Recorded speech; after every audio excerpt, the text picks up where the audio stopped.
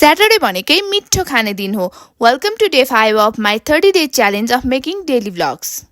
बिहान उठेर चाहिँ मैले आफ्नो कामहरू लिस्ट आउट गर्न थालेँ। नर्मली मैले स्याटरडे चाहिँ नेक्स्ट विकको मेरो के काम हुन्छ भनेर चाहिँ प्लान गर्ने गर्छु। यसरी प्लान गर्यो भने चाहिँ काम गर्न एकदमै इजी हुन्छ। मैले एभ्रीडे अफिसमा पनि फर्स्ट 15 to 20 मिनट दिएर प्रायोरिटाइज बेसिसमा कामहरू लिस्ट आउट गर्छु। तपाईँहरूको पनि कतिजनाको यस्तो ह्याबिट छ कमेन्ट गर्नुहोस् है त। आज स्याटरडे चाहिँ म ढिला उठेँ अनि मैले हिजो आएको स्प्लिट्सभिल्ला हिजोको एपिसोड चाहिँ हेरेकै थिइनँ कि।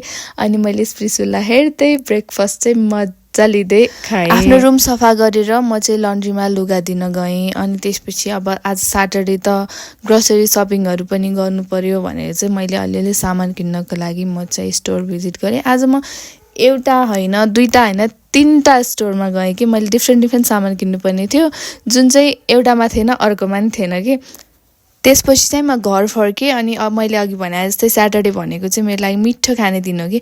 अनि मैले आलु पनिर बनाएँ, अनि साग बनाएँ, मिक्स अचार, लप्सीको अचार, गाजर पापड गरेर मिठो गरी खाएँ यो सो हेर्दै। अनि मैले डिटक्स वाटर चाहिँ अफिसको डेमा मात्र होइन आज पनि खान्छु भनेर रेडी गरेँ। This much for today. Thank you for watching. Bye by.